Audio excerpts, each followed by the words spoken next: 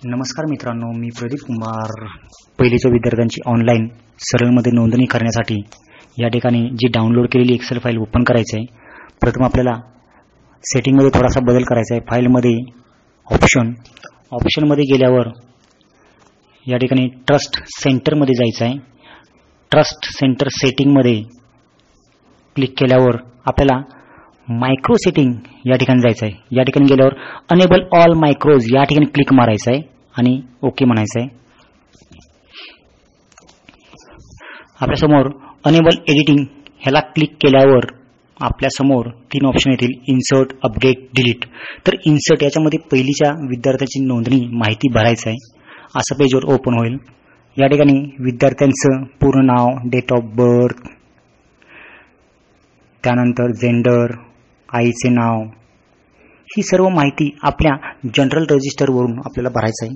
आधार number असेल तर yes म्हणायचं आहे, नंबर टाकायचा आहे. रिलिजन, कॅटेगरी, BPL असेल तर यस, नो. डिव्हिजन, त्यानंतर मीडियम कोणता आहे ते सुद्धा या ठिकाणी सिलेक्ट करायचं आहे. त्याचा semi English, general register number हा सुद्धा आपल्याला तिथे टाकायचा. हा योग्य पद्धतीनं टाकायचा आहे. त्यानंतर date of admission, initial admission standard, first standard, अशा पद्धतीने ही माहिती सर्व भरून झाल्यानंतर आपल्याला सेव्ह करायची आहे. ॲडमिशन टाईप रेग्युलर असेल तर रेग्युलर, सर्व माहिती चेक करायची, सेव्ह करायची. सेव्ह केल्यानंतर अशा पद्धतीने सर्व विद्यार्थ्यांची माहिती सेव्ह करायची. आपल्याला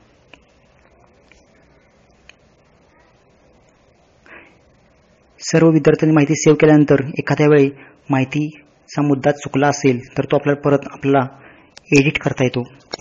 त्यासाठी आपल्याला अपडेट या ठिकाणी जायचं आहे. अपडेट, तर अपडेटमध्ये गेल्यानंतर आपल्याला त्या विद्यार्थ्याचा रजिस्टर नंबर टाकायचा आणि गेट डाटावर क्लिक मारायचं. त्यानंतर सर्व माहिती चेक करायची, जी माहिती दुरुस्त करायची आहे ती दुरुस्त करायची व अपडेट म्हणायचं आहे. अपडेट म्हटल्यानंतर ती माहिती त्याची सेव्ह होणार आहे. मात्र एखाद्या वेळी जनरल रजिस्टर नंबर चुकलेला असेल तर आपल्याला त्याची माहिती डिलीट करायची. डिलीट केल्यानंतर आपल्याला परत त्या विद्यार्थ्याची माहिती इन्सर्टमधून नवीन भरायचं आहे. या ठिकाणी माहिती नंबर टाकल्यानंतर आपल्याला गेट डाटा म्हणायचं आणि डिलीट म्हणायचं. अशा पद्धतीने आपण या पहिलीच्या विद्यार्थ्यांची माहिती ऑनलाईन एक्सेल शीटमध्ये भरल्यानंतर आपल्याला परत CSV, डिलिमिटेड या फॉर्मॅटमध्ये सेव्ह करायचे आहे. नाव चेंज करायचं नाही. त्यानंतर आपल्याला अपलोड करायचं आहे. धन्यवाद. प्रदीप कुमार, पाटण, जिल्हा सातारा.